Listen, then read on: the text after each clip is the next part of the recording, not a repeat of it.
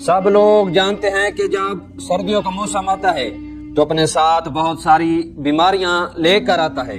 جیسے کھانسی، نزلہ، زکام وغیرہ، اور بھی بہت ساری بیماریاں لے کر آتا ہے، بخار وغیرہ۔ سردیوں کے موسم کے بارے میں امیر المومنین حضرت علی رضی اللہ تعالیٰ عنہ کچھ نصیحتیں کرتے ہیں جو میں آپ کو بتاتا ہوں۔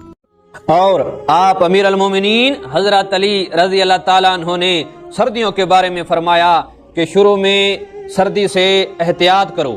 اور آخر میں سردی کا خیر مقدم کرو، کیونکہ سردی انسان کے جسم میں وہی کرتی ہے جو درختوں میں کرتی ہے۔ ابتدا میں درختوں کو جھلسا دیتی ہے اور انتہا میں درختوں کو سرسبز کر دیتی ہے۔ اور حضرت علی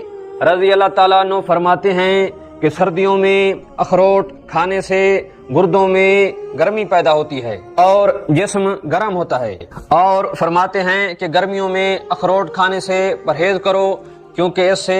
جسم میں گرمی پیدا ہوتی ہے اور یہ زخموں میں سوزش پیدا کرتا ہے۔